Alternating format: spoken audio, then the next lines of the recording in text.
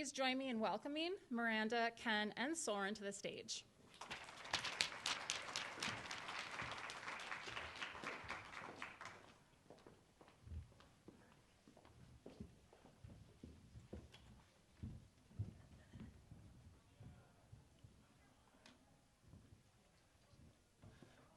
Thank you so much for that introduction, that brief introduction, and for all of you for being here. Soren brothers, Indigenicas, Degalundo and Nonjuba, Jaganashin and Nitendao. My name is Soren Brothers. I am from Toronto, and I'm a white man. I am excited to be able to have that little brief piece of the Anishinaabe language, as I'm come here from Toronto just yesterday, and actually we're at the other end of the spectrum of where Anishinaabe is spoken. So I noticed that Minnesota is also as one of the local languages here as well. So it's exciting to be able to have that connection across the international borders, across the Great Lakes where we both live. I was so pleased when Jason McKenzie first reached out and excited to start talking about what we could bring together here as a group of people from around the world looking at how climate change is being expressed in museums, and to share thoughts and actually meet Ken and Miranda for the first time and to give this little brief introduction. I'm not going to speak too much about what they do, but as was mentioned, Ken is the curator of art and climate change at the Sainsbury Center in England, and Miranda Massie is the director of the Climate Museum in New York City. So they're people that I was also already excited to get to know, and this is the first time we've all met in person. So this is really fun for you all to see us chatting and kind of comparing notes and sharing our thoughts and our visions. With that, just to give you a quick heads up, we're going to each take a few minutes just to talk about what we do at each of our institutes, each of our museums, and then we're going to go into a longer conversation and open up for questions and answers at the end. So thank you so much, and with that, I will pass it on to Miranda.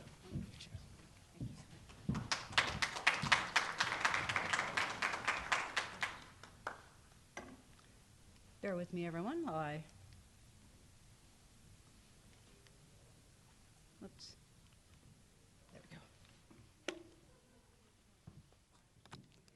It's not a speaking event until there's a minor tech glitch, just like it's not a party till a glass gets broken. It's lovely to see you all here today, and Ken and Soren, what a pleasure it's been to hang out in person, finally, and start to get to know you both. The topic of museums and climate change, you won't be surprised to hear, since I founded and now direct a museum dedicated to climate change, is very, very embedded in my heart, and I'm delighted to share some thoughts about it with you here this morning. It's wonderful to be here at this fabulous, fabulous festival. I wanted to just take us quickly through 6 slides of our current show because I think it helps illustrate the principles that animate our work in a way that's concretizing. So we're an activist, a consciously self-described activist cultural organization. We've been publicly programming for about 6 years, and we use the arts, we mobilize the power of the arts, the pleasure of the arts and culture to invite people into recognizing their own ability to take meaningful action on this crisis that we all confront, because many people feel isolated and powerful. Museums are enormously popular and trusted, and a tool that we simply can't afford not to mobilize in this moment of multilateral challenge. So our current show is about the fossil fuel industry, first, its ongoing history of racism and deception. Second, about the remarkable victories that climate and environmental justice communities have won in resisting and repairing fossil fuel harms. And then third, about the actions we all can take to advance climate justice and clean energy.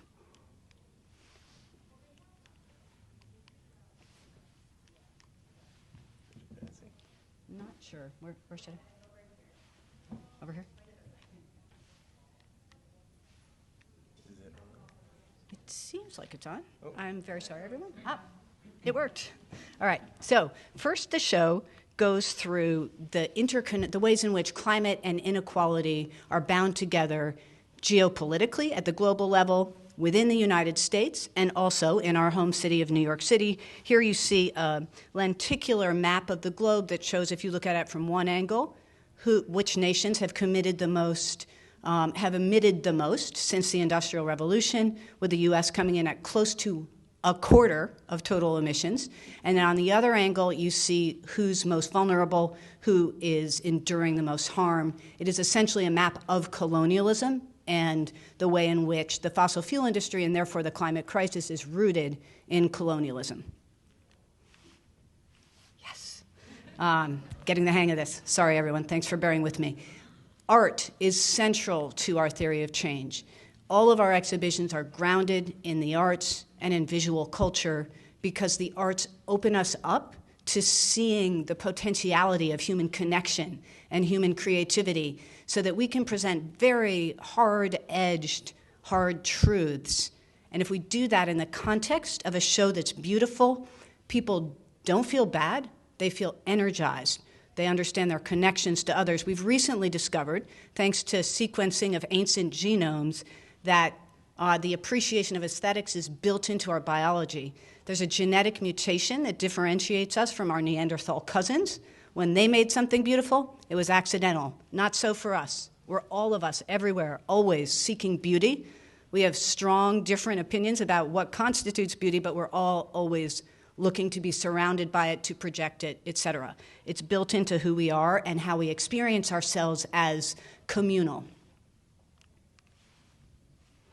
We have a lot of panels about different aspects of each of the three main moves that I mentioned at the top: history and current operations of the fossil fuel industry, environmental and climate justice activism and those victories, and what we all can do. You see a little taste of people taking things in. These are photos from the opening day of this show in October. I'll emphasize in the call to action that we'll do at the very end one of the panels, which you don't see here or back there. Whoops. Didn't see in the previous slide, which has to do with the silent supermajority supportive of climate justice and clean energy in the U.S. That's a very important theme in our work and an evergreen way of helping people feel empowered. We learned early on that rather than an abstract sense of empowerment, for people to feel like they could actually take action coming out of our shows, we needed to scaffold specific ideas, not as a checkbox, but as a way to give people a sense concretely of what some of the options are. Calling your rep, for example, and asking them to take the No Fossil Fuel campaign donation pledge. Just one example of many. But here we have stickers that allow people, whoops. I'm so sorry, everyone. We have stickers that allow people to make a commitment in the space, in some cases, as these two women are, to carry that commitment out, writing a postcard here, to elected representatives. And those stickers, over time, take a huge blank wall and cover it with like a mycorrhizal network of commitment to take action on climate. And it allows people to visualize that they're part of a supermajority that wants to see our society moving quickly in the right direction. So it's the two words that people most often use coming out of our show are informative and inspiring. Both of those are critically important to us. Telling the truth about where we are. This is not a great place. We all know that. That's why we're all here in this room together to wrestle with that. And also letting us all know that there's important things that each of us can do to move things forward. Thank you.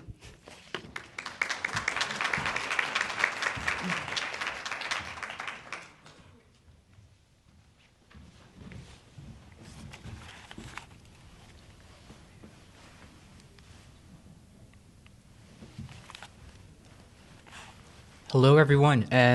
Thank you again for this amazing panel.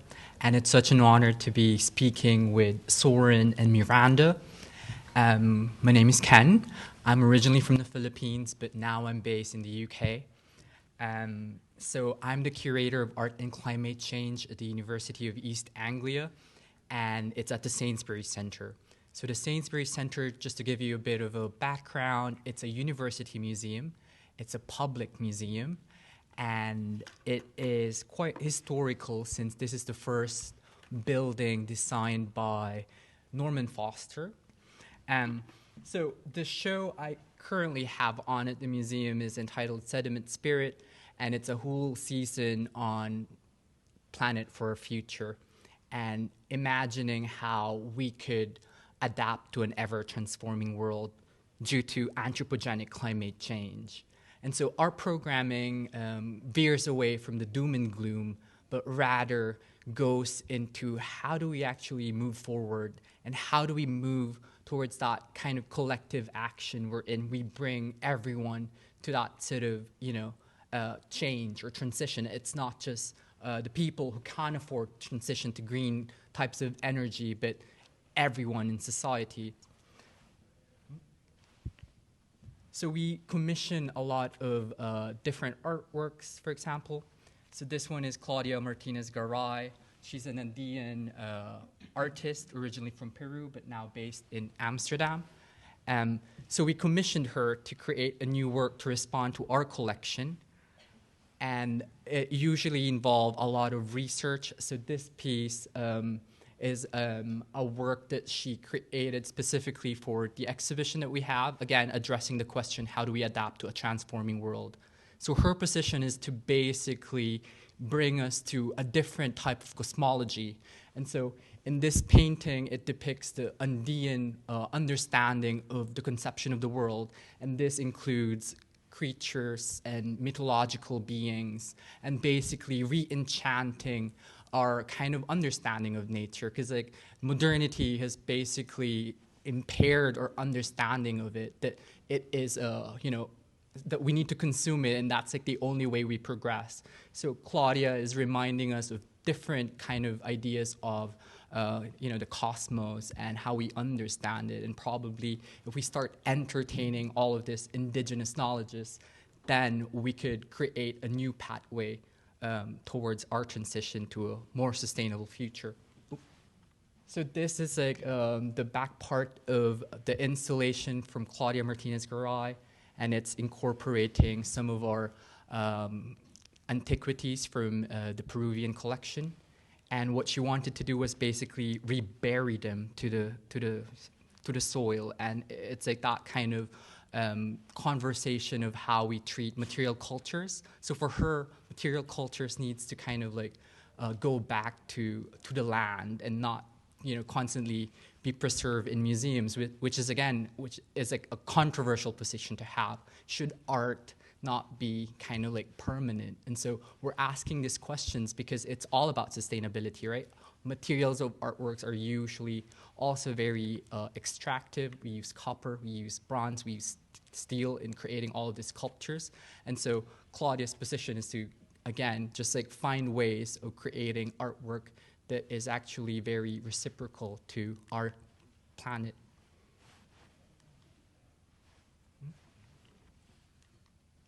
We also have Tabitha, and this is like another amazing work. This is entitled Mamales Ancestrales, and this is a piece she has showed at the Sydney Biennale, and it's all about the megalithic sort of structures in the Gambia and in Senegal, and it's talking about another type of cosmology, which is like the African cosmology of how they associate the sky and the earth together, and obviously trying to introspect how technology plays a part in this constitution of what we think of nature in the 21st century, because like obviously that has changed as well. Nature for us includes all of this modern technologies that comes with, I guess, progress, but she's asking if it's sustainable and if this technology is actually like the root cause of, our kind of transition towards values and kind of like separating ourselves from nature itself. We're also showing this amazing piece. It's an art historical piece from the 1960s. This one is by Rollo Flo. It's entitled Pyramid of Souls. And this is actually talking about this idea of, again, a sustainable idea of sculptures. So the artwork is very interactive. All of the audiences or the public is like invited to get one of the orange, but then in doing so, the artwork disappears. but it's also kind of very poetic because citrus fruits and specifically oranges was like a very crucial material for human civilizations across, history. This allowed us to actually, ride on all of these galleons and ships, and because vitamin C prevents scurvy, and the artwork is talking about empire and colonialization, but in a very subtle way. Because I think what works for certain types of audiences is that you don't need to explain everything to them. They need to kind of like bring in their own kind of understanding of the work for it to actually work. Just to kind of give you a picture of the museum. So we're also working with a lot of activists. So all of those trees that you see right there are actually oak saplings, and they're from Joseph Beuys's documented piece in 1982. So it's an art historical piece from this amazing German artist. He was actually the one that instituted the Green Party in Germany. And so the artist-activist kind of like moment, we're trying to recapture that, how artists across like the 70s and 60s has been talking about this discourse in a particular engaging way that doesn't really kind of, try to impose a particular understanding, but a freer type of discourse on this. And we're also planting that in our sculpture park, and it's always community-based.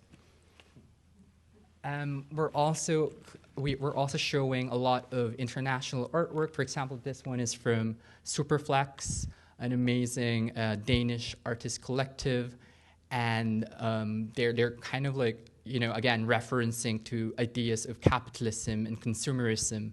And they had this particular phrase, we are having the time of our lives, and they're trying to kind of ask the audience who is having the time of their lives in kind of a climate change world. Is it the billionaires? Is it, all of this types of people who travels a lot, and because the rest of the world doesn't really do that, it's just a developed world that, has this luxury.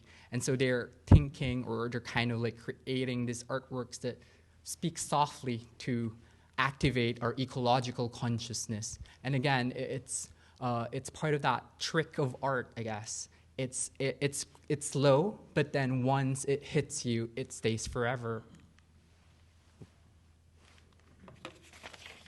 Okay, I think I'm gonna stop there, and we're gonna have a cute conversation.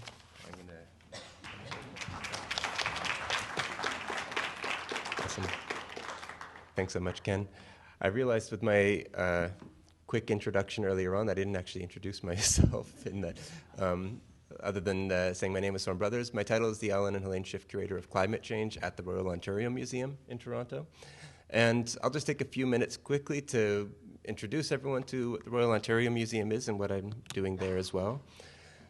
So if I can change this. Yeah, for those who have not been to, lots of things happening. Okay, so the Royal Ontario Museum is it's the largest museum in Canada. It's one of the largest museums in North America. We have about 1.3 million visitors coming in per year. Those are pre-pandemic numbers. We're about 70 or 80% back to that right now. As I mentioned here, we have about 40 galleries, lots of objects. It's actually a natural history and an arts and cultures collection, so it's a really interesting place to be able to have actually these kind of transdisciplinary conversations where you can tie in a lot of elements of both contemporary arts, historical art practices, cultural practices, and natural history. And obviously there can be a lot of overlap between all of these that are sometimes difficult to bring together in a cogent way in one place. A couple things I don't mention here is that it's also a research institute. So we're associated, historically we were part of the University of Toronto, and pretty much all curators at the ROM, I refer to it as the ROM, Royal Ontario Museum, are also faculty at University of Toronto. And so we teach there, we do research at the museum. We're expected to still be publishing and actively researching and translating that into museum programs. It's also a government agent, so part of a government agency. We're with the province of Ontario. So we have a really interesting bridge potentially between public policies and communities. And we are a community space as well, and I think that's really important. There's monthly parties at the museum that sell out quickly, and you have hundreds of people coming and drinking and looking at things and seeing live music and art, and all these places come together. So it's a really interesting place with lots of things happening simultaneously, and a really fun place to have this role, and it's an inaugural position at the museum as climate change curator that I started about 2 years ago. Oh, and did this go? I don't know when that went forward. Was that the next slide? Yeah, so, I think there was one, yeah, so, let's see, I'm not,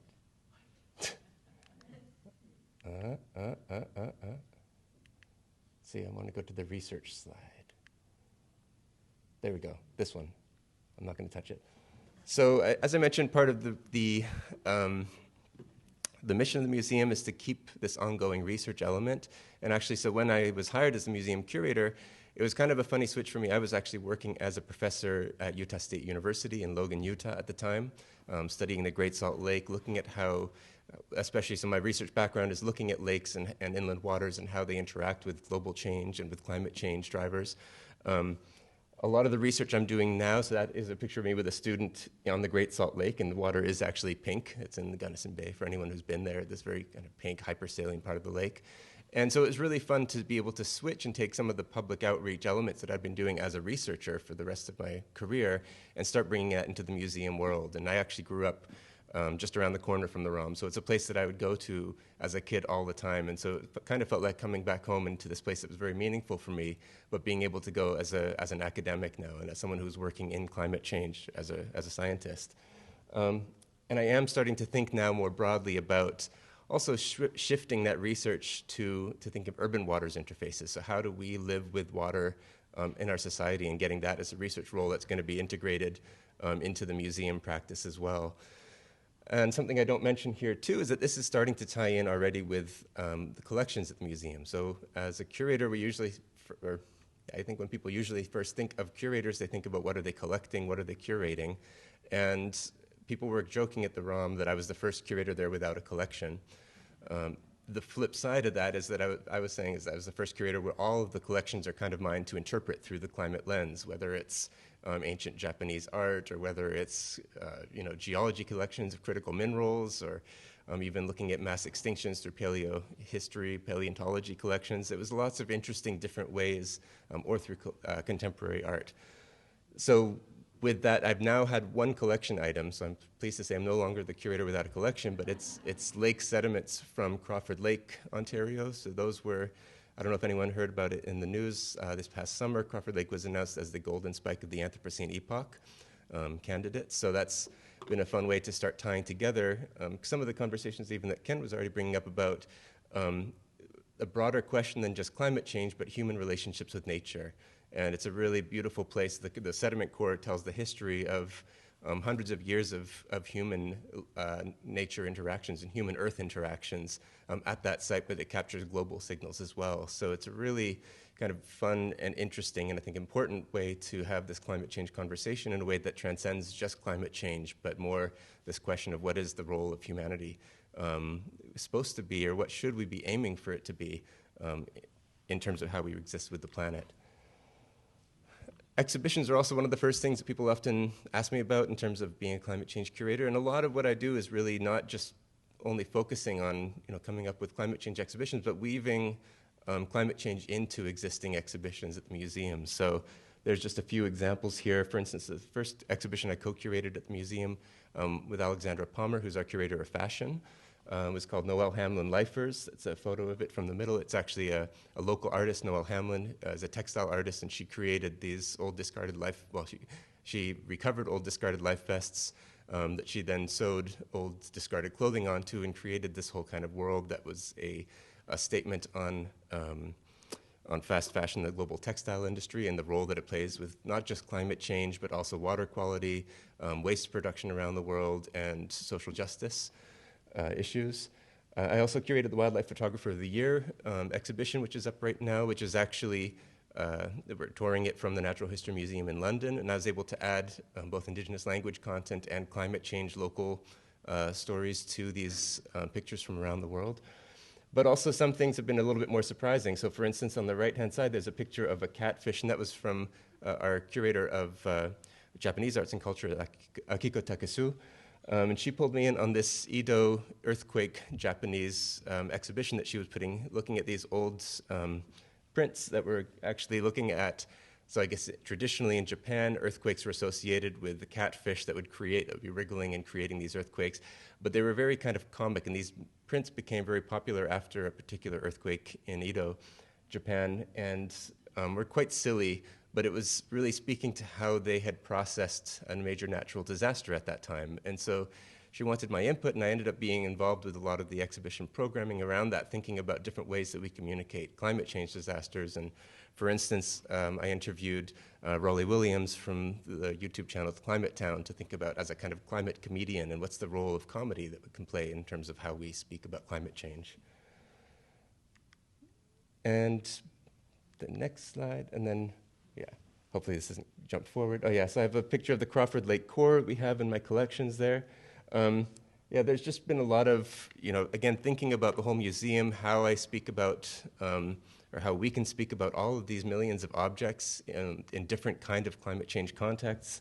I've been running programs and workshops. I'm not going to talk too much about it. I interviewed Catherine Hayhoe, so there's a lot of digital programming that we're involved with. It's pretty kaleidoscopic, but it's been a lot of fun and really interesting for myself to learn from all these different ways of speaking about climate change and trying to find ways to basically weave them across the entire institution. And that might be it for me. Oh, yes. So with that, I think there was a thank you slide there. Okay. Okay, so I'll leave it on that, and we're going to jump into our conversations now. And I'm going to microphone. All right. And start talking about how we all coalesced here. And I think is that just going off? Okay, someone else is controlling it. Okay, great. Yeah, I didn't leave anything sticky on the... Oh, and speaking of coalescing, I wanted to show a cute slide. I think I forgot to talk about it, but it's all about fossil fuels that kind of talks about what Miranda currently has at the Climate Museum in New York. Oh. Oh, okay. Okay, we can't go back. Oh, we can't go back, sorry. Okay. So we spoke a lot about ourselves, but I want to hear what both of you think in terms of, especially after these, we're coming from 3 different institutions, from 3 different places and different contexts. Why do both of you feel that climate change is important even for museums generally to be? Is there something special about museums that makes them special places to have a climate change conversation? Right, okay. So in my context, climate change is quite, real, and it's kind of becoming a bigger problem because of coastal erosions. The Sainsbury Centre is near the coast of East Anglia, so that's very much affected by the rising kind of occurrences of king tides. And that is problematic because a lot of the heritage sites has been lost to the sea.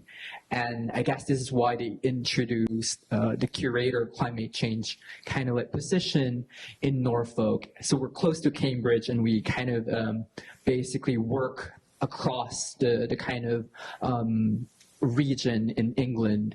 And it's very collaborative. I work closely with the Tyndall Centre for Climate Change Research. It's a partnership of universities across the UK, but also in Europe and across the global south. And it's a kind of partnership of universities where we share best practices. How do we communicate climate to people, and how do we kind of create that kind of positive attitude rather than creating solastalgia, which is like that anxiety towards a changing kind of landscape.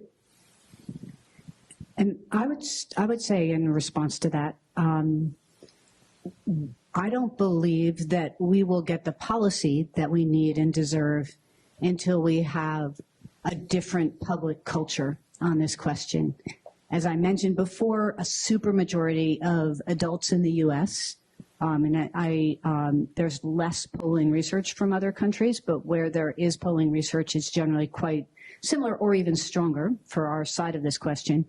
a huge majority, close to 70% of people, depending on the specific policy, support a fast transition to clean renewable energy, and specifically reparative climate justice policies for the Black and brown communities that have been treated as fossil fuel sacrifice zones.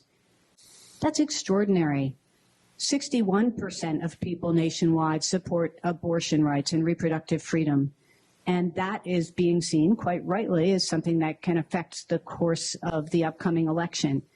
70% is a massive, massive supermajority, but we all, a recent study tells us, believe ourselves to be in a small minority. In every state, we're a supermajority. In every state, we believe we're radically outnumbered. If we can activate that supermajority through the trust and popularity that our sector holds, we can achieve huge changes in policy and move in the right direction. And without changing the culture, if we continue to treat climate change as simply scientific and simply policy, if we don't engage with people's hearts as well as their minds, we will have a much more difficult time moving forward. So it's a cultural shift argument, basically. How about you? What's your answer to your question? Don't mind if I do.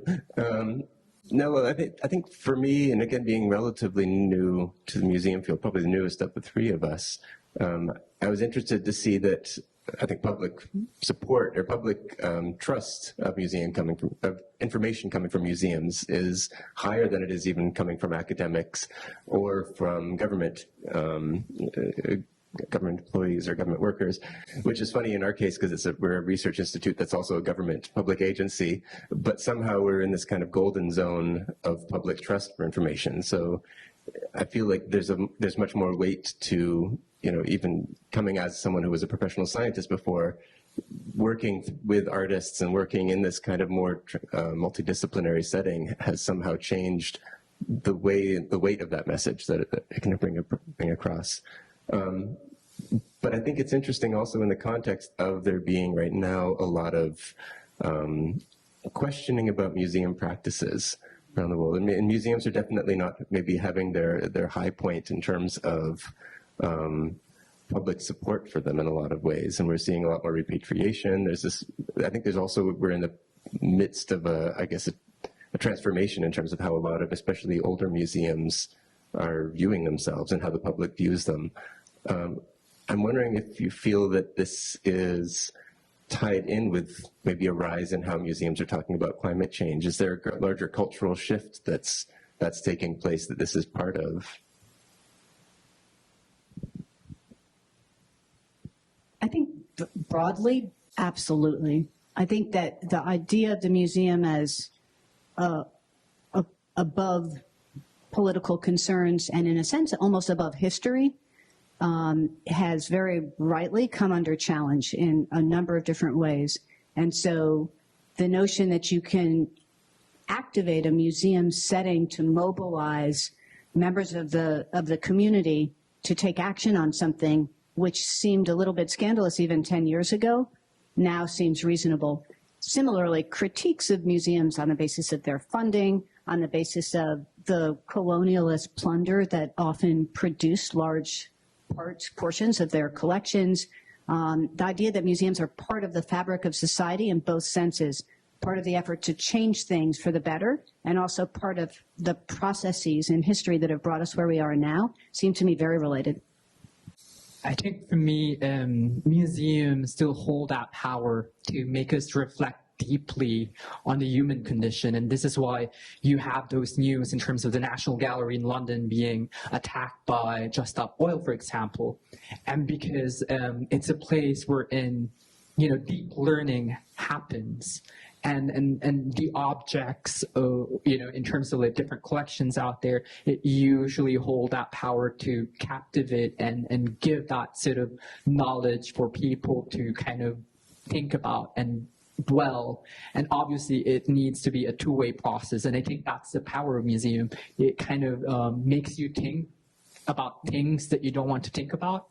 And not in a forceful way, but just like through the beauty of things, as Miranda was talking about earlier.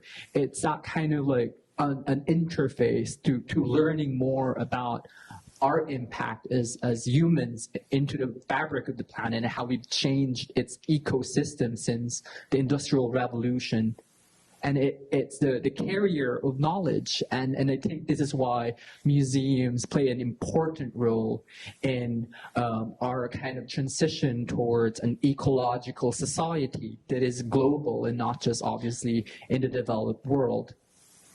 Well, and I think it's funny, you and I were having breakfast this morning and chatting about even just within our own institutions, how there's certain sensitivities, thinking about, say, decolonization and elements of, broader, like what kind of movements we're bringing around in the museum. And I think that there is a tension there sometimes where it's like our institutions are, have the weight of their history sometimes, but also trying to find sometimes middle ground, because we are a place of community where we want to engage with everyone and not just a certain, say, political group.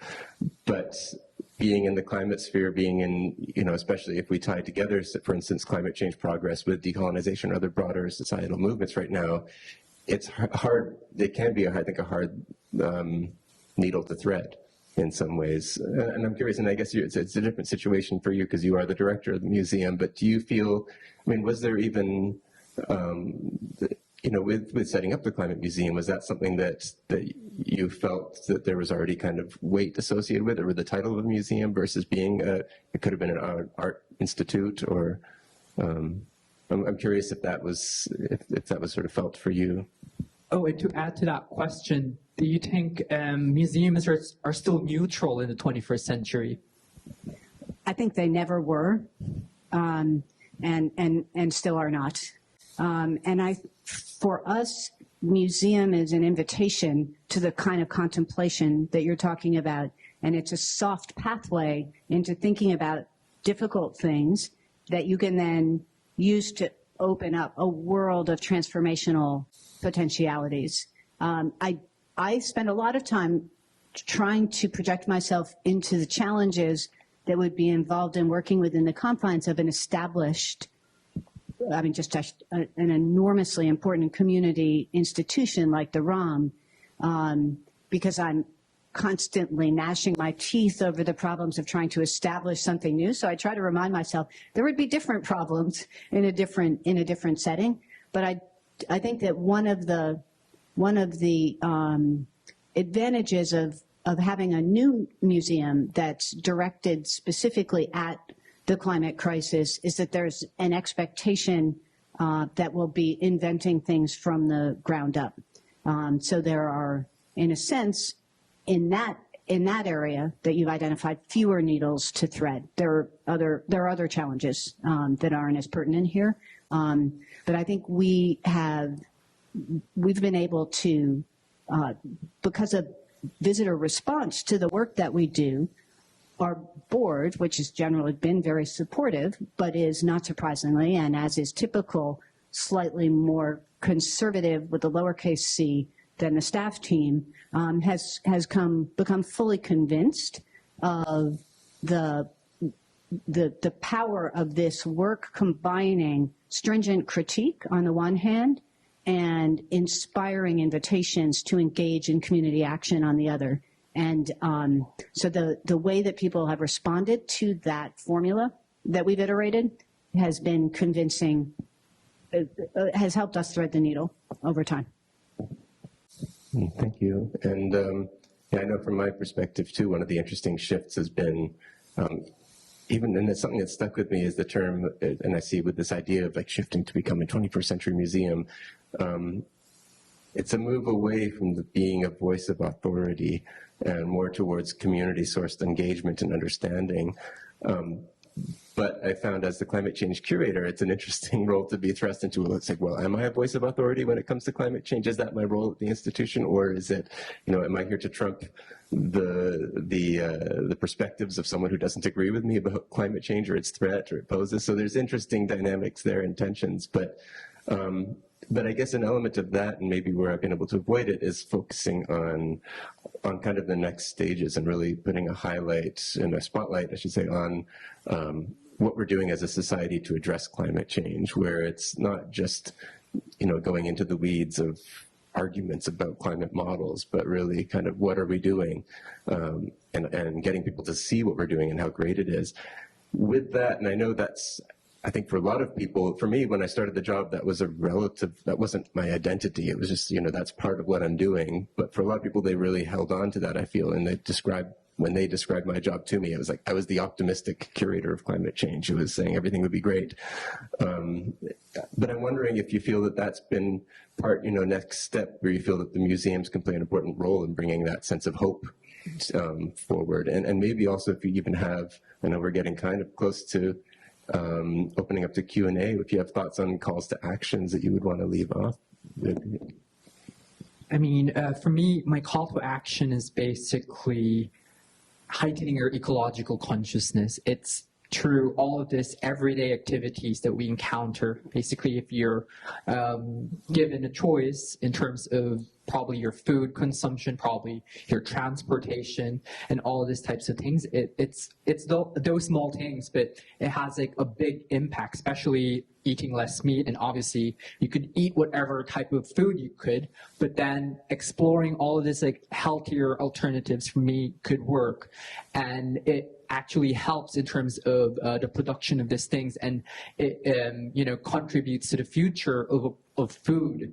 And if people started integrating more vegetables into their diet, then that could shift the future of the planet. And obviously that's like a win for the planet, because we produce less carbon for the production of meat.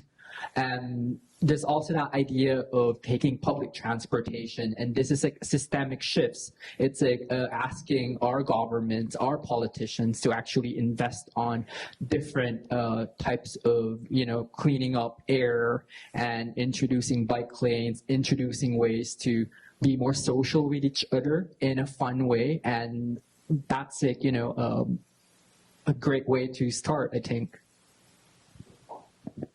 I'll say first, just very quickly on hope, we have a study that one of the climate communications research entities, that this one is at George Mason University, and it's one of the big two organizations doing that work in the US. They are doing a survey study of our show, where there's a baseline study for people entering and then a follow-up 2 days later. And we're seeing a significant, this is a preliminary result, I want to emphasize, but even just a couple months in, there's a significant increase in expressions of hopefulness, despite, again, the very hard truths that we excavate in the show. And that's because, in my view, we're calling people to action and giving them specific kinds of actions that they can take as examples. So there is an optimism in doing. Optimism is often a kind of can feel passive, like you're just sitting around feeling confident that everything will go well. You're not that kind of an optimist. You're an optimist who's a doer. There's a hopefulness in taking action, and that is what we need to see across the society, leading to my call, which is let people know about the climate justice supermajority. It is bipartisan. And if it went to under age 18, it would be even a larger percentage. We all know that. So if you Google the term false social reality and climate, you can find the study and check it out for yourself. It is highly compelling. People don't know that there's a supermajority in support of these policies, and they also don't know that they're not alone in feeling outnumbered. And that second piece, which is the new information in this study, is incredibly empowering, to your friends and neighbors and family members, to your loved ones who want to start speaking about climate but feel self-censoring. So I would spread the word about that myth of American climate indifference. Awesome. Yeah, and yes, absolutely.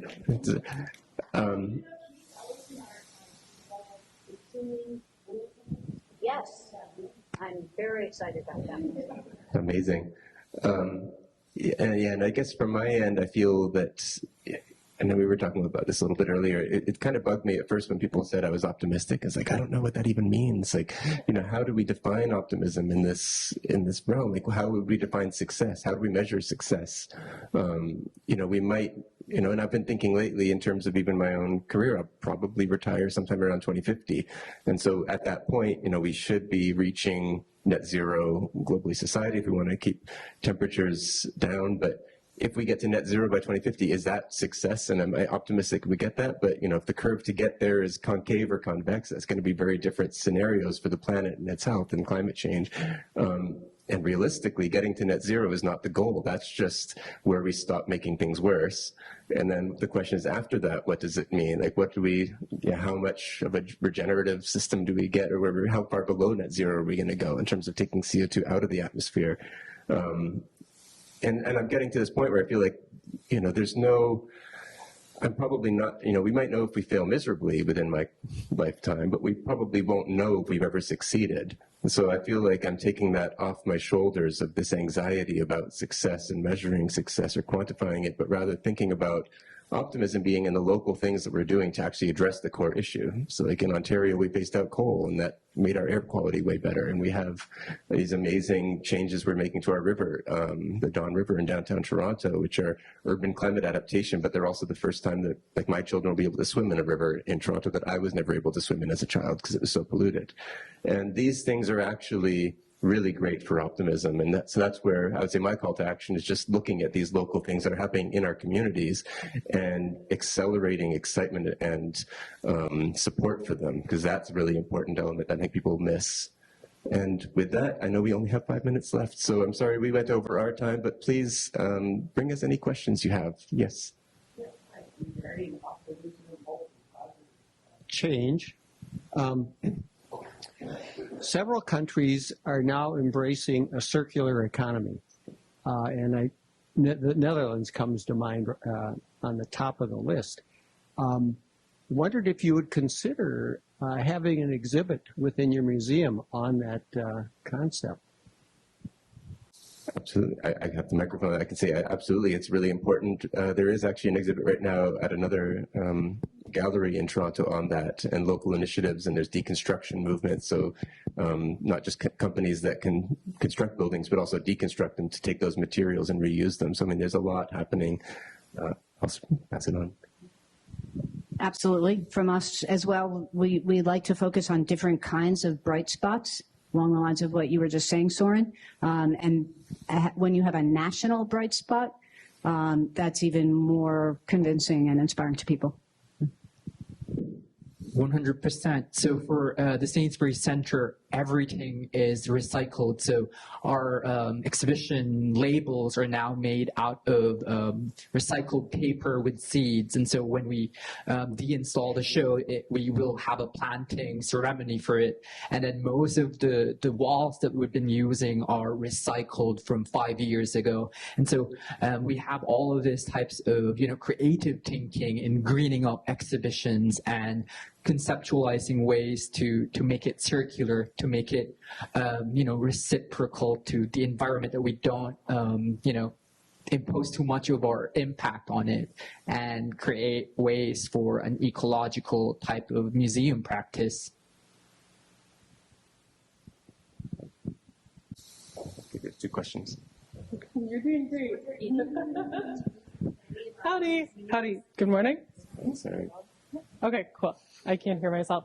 Okay, so in the last session, they talked a little bit about like how culture is directly tied to our environment. And so there's like a cultural representation and a potential loss of that culture because of a changing climate. I mean, you can see it, for example, here in Minnesota, with no snow on the ground. And so I think, what role do museums or my exhibits have or can play with preserving and honoring that culture while also respecting and honoring the people that it might be representing or like incorporating into it? Well, my answer to that question is commissioning new artworks to basically talk about the issues that you want to elucidate. So for example, at the Sainsbury Centre, we have this amazing commission that it's with Paul Coxedge. He's amazing. It's basically to visualize the energy consumption of one light bulb. and it's a lot. Probably you've seen it hovering in one of the photos. It's kind of 700 pieces of big coal. That's like the amount we need just to light one light bulb. And I think when we start visualizing our impact to the planet, we get it, because we're visual learners, and, we learn from different sources, which is embodied, and that's why it's kinesthetic, it's oral, it's auditory, it's all of our senses. And once you activate that to a new commission, that's when it starts happening, I think. And I don't have any data on this, it's not peer reviewed, but it's that human psychology. It's that type of, alarming oneself. And we were discussing this earlier, that kind of like mixture of hope and anger. And probably bridging those two emotions together will change human psychology, and we could actually change for the better. And tacking a third emotion on. So it turns out that hope and anger are the two emotions that are most closely associated with climate action. And so making space for both emotions we think of as positive, hope, and negative, anger, is really important. I'll bring up a third one. I think in documenting the losses that we're seeing and the changes that we're seeing, we're going to often create a space for grief. And that it may not be as closely tied to an immediate, urgent sensibility around taking climate action as hope and anger, but it's exceptionally important for us, in my view, as communal cultural spaces to let people know that all of the emotions that you have about what is happening are appropriate and okay. They're not hypervigilant. They're not hysterical. They're a healthy response to what's happening to our world. And we can still then go forward and take action together to address, slow down, and eventually, with a lot of luck and a lot of hard work, revert back to a climate that is stabilized and just, and a future in which we all can thrive. But we have to make space for all of the emotional food groups. And I'll pass it to you now, Soren. Well, I think you both answered that beautifully. I don't really have anything to add to that. I don't know if there was one last comment. We only have 2 minutes left, but so I know you started speaking a little bit earlier, so. Yeah. And hopefully you can meet with some of our museum leaders here and the kids in this area to encourage some common stuff. Events, because it is just amazing. Oh, awesome. Thank you so much. Yes. I feel every one of us comes from communities with museums. We all know that schools are we all come from communities with museums. Schools are being, maybe the kindest word to say is marginalized. I mean, the people who teach in schools are starting to become so careful. A museum is a place that this presentation, by the way, has been fabulous. It has really been thought-provoking. You have just really expressed missions of museums in a way that's inspiring to all of us. Go back to your communities, to your local museums. Have conversations with the curators of visual arts about how it is that you might be able to move into their space some of the important issues that you've thought about in a way that people are going to be receptive to it. They're all going to go there. Thank you again for this important session. Thank you so much. That's so great to hear that. And I do have a list of things that I'm supposed to say at the end of the program, so unfortunately I'm going to have to do that, but we're not going to disappear right away. So yeah, just quickly, thank you all for being here. Thank you, Ken and Miranda, for joining me on the stage. It's so exciting to have this conversation. Yes, the speakers, we will be available down by Fika to continue the conversation for anyone who wants to go meet us down there. And also stick around if you're going to be at the next session. That's going to be Trend Alert, How the Fashion Art Could Change the Fashion Industry. That's a major climate change story right there and global change. Make sure to check in for the session at registration or via the self-check-in feature. And if you're not sticking around, make your way to Fika for food and more conversation. Please consider making a donation to the Great Northern to support our programming with a QR code on the screen. maybe on a screen. And we will have programming today through February 4th, so check out the full lineup at thegreatnorthernfestival.com. Thank you so much.